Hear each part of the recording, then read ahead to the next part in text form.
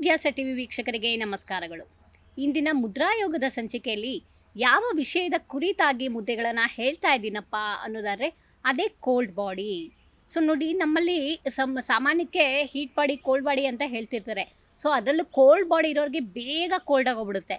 So cold ಪದಾರ್ಥಗಳು ನಾವು ತಿಂತಾ ಇದ್ದಂಗೆ ಬೇಗ ಅವರಲ್ಲಿ ಕೋಲ್ಡ್ ಆಗೋದು, ಸೊ ಈ ರೀತಿಯಾದ ಒಂದು ಪರಿಣಾಮಗಳನ್ನ ಅವರು ಅನುಭವಿಸ್ತಾ ಇರ್ತಾರೆ. ಸೊ ಹೀಗಿರುವಾಗ ಕೋಲ್ಡ್ ಬಾಡಿ ಯಾಕಪ್ಪ ಈ ವೇರಿಯೇಷನ್ಸ್ ಬರುತ್ತೆ ಎಲ್ಲ ಬಾಡಿಗಳಲ್ಲಿ ಅಂದಾಗ, ಸರ್ವೇ ಸಾಮಾನ್ಯವಾಗಿ ನಮ್ಮ ದೇಹಗಳು ಪ್ರಕೃತಿಗೆ ಅನುಗುಣವಾಗಿ ಇರುತ್ತೆ.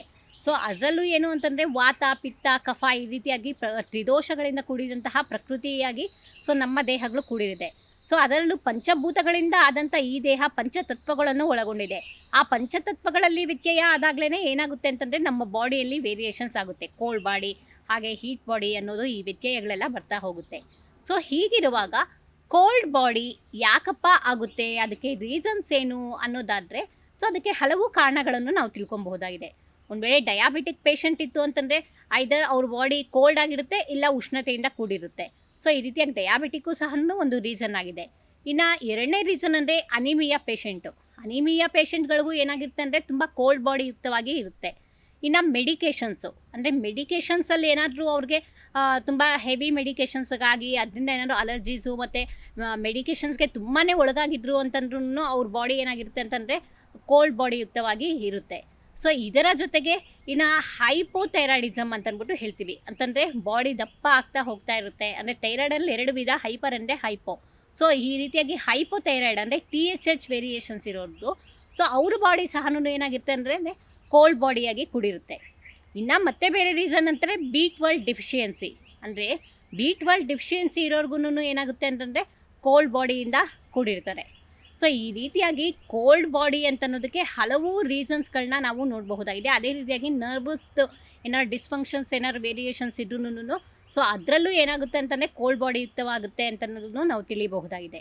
ಸೊ ಈ ರೀತಿಯಾಗಿ ಕೋಲ್ಡ್ ಅನ್ನೋದು ಅಂದರೆ ಅಲರ್ಜಿಟಿಕ್ಗೆ ಏನಾದರೂ ಸೊ ಅಲರ್ಜಿಯಿಂದನೂ ಏನಾಗುತ್ತೆ ಅಂತಂದರೆ ಕೋಲ್ಡ್ ಇನ್ಫೆಕ್ಟ್ ಆಗೋದನ್ನು ಸಹ ನಾವು ನೋಡಬಹುದಾಗಿದೆ.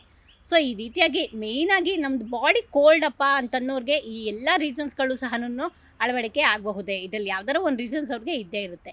ಸೊ ಹೀಗಿರುವಾಗ ಈ ಒಂದು ಕೋಲ್ಡ್ ಬಾಡಿಯಿಂದ ಆಚೆ ಬರೋದಕ್ಕೆ, ಅಂದರೆ ಏನಾದ್ರು ಸಡನ್ನಾಗಿ ತಿಂದ ಕೋಲ್ಡ್ ಆಗಿಬಿಡುತ್ತೆ, ಸೊ ನಮ್ಮ ಬಾಡಿ ಕೋಲ್ಡು, ಸೊ ನಮ್ಮ ಬಾಡಿ ಕೋಲ್ಡ್ ಪ್ರಕೃತಿಯಿಂದ ಕೂಡಿದೆ ಅಂತ ಅನ್ನೋರಿಗೆ, ಸೊ ಆ ಕೋಲ್ಡಿಂದ ಆಚೆ ಬರೋದಕ್ಕೆ ಕೆಲವೊಂದು ಮುದ್ರೆಗಳು ಇದೆ. ಸೊ ಆ ಮುದ್ರೆಗಳನ್ನು ಪ್ರಾಕ್ಟೀಸ್ ಮಾಡ್ತಾ ಬಂದರೆ ಸ್ವಲ್ಪ ಅವರ ದೇಹ ಒಂದು ಸಮತ್ವವಾದಂಥ ಒಂದು ಪ್ರಕೃತಿಗೆ ಬರೋದಕ್ಕೆ ಸಹಕಾರಿ ಆಗುತ್ತೆ ಅಂತ ಹೇಳ್ದ.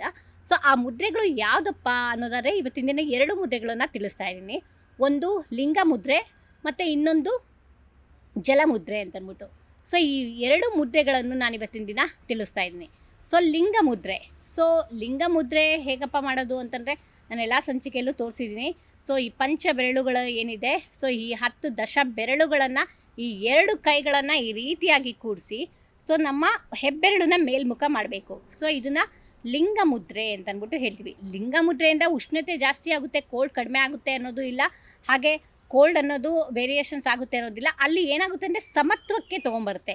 ಸೊ ಏನಾದರೂ ಅಂದರೆ ಉಷ್ಣತೆ ಅನ್ನೋದು ಅಲ್ಲಿ ಸಮತ್ವದಿಂದ ಅಸ್ವಸ್ಥ ಆಗಿತ್ತು ಅಂದಾಗ ಅಲ್ಲಿ ಸಮತ್ವಕ್ಕೆ ತೊಗೊಂಬರೋದಕ್ಕೆ ಈ ಲಿಂಗ ಮುದ್ರೆ ಅನ್ನೋದು ಸಹಾಯಕಾರಿಯಾಗಿದೆ.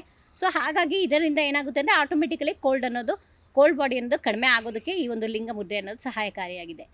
ಸೊ ಮತ್ತೊಂದು ಮುದ್ರೆ ಯಾವುದಪ್ಪ ಅನ್ನೋದಾದರೆ, ಸೊ ನೋಡಿ, ನಮ್ಮ ಈ ಒಂದು ಪಂಚ ಬೆರಳುಗಳಲ್ಲಿ ಜಲತತ್ವವನ್ನು ಹೊಂದಿರುವಂಥದ್ದು ಯಾವುದು? ಕಿರುಬೆರಳು. ಸೊ ಇದನ್ನು ಅಗ್ನಿ ತತ್ವದಿಂದ ಈ ರೀತಿಯಾಗಿ ಬೇರಿಸಿದಾಗ ಏನಾಗುತ್ತೆ ಅಂದರೆ, ಸೊ ಅಂದರೆ ನಮ್ಮಲ್ಲಿ ಇರುವಂತಹ ಒಂದು ಅತಿಯಾದ ಒಂದು ಜಲನ ಒಂದು ಸಮತ್ವಕ್ಕೆ ತೊಗೊಂಬರೋದಕ್ಕೆ ಈ ಒಂದು ಮುದ್ರೆ ಅನ್ನೋದು ಸಹಾಯಕಾರಿ ಆಗಿದೆ. ಸೊ ಈ ರೀತಿಯಾಗಿ ಈ ಮುದ್ರೆ ಅನ್ನೋದು ಅಂದರೆ ಇದನ್ನು ವರ್ಣ ಮುದ್ರೆ ಅಂತಂದ್ಬಿಟ್ಟು ಸಹ ಕರೀತಾರೆ. ಸೊ ಈ ಮುದ್ರೆಯಿಂದ ಏನಾಗುತ್ತೆ ಅಂದರೆ ಸೊ ನಮ್ಮಲ್ಲಿ ಕೋಲ್ಡ್ ಕಡಿಮೆ ಆಗೋದಕ್ಕೆ ಸಹಾಯಕಾರಿಯಾಗಿದೆ.